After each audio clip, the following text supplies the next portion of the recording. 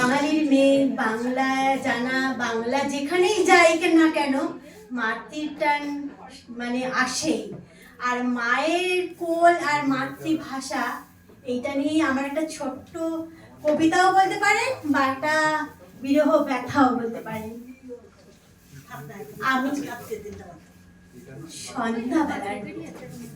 আমি সন্ধ্যাবেলায় মনে রাখি অনেক কথা।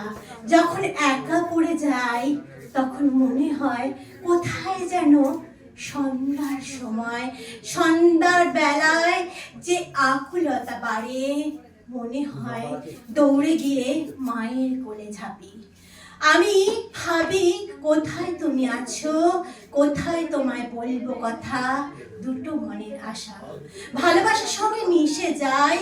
যাই খুঁজি পথের মাঝে, কোথায় দিক দিগান্ত খুঁজি, মায়ের আঁচল খুঁজি, কোথায় যেন ভুলে যাওয়ার পথের মাঝে পড়ি।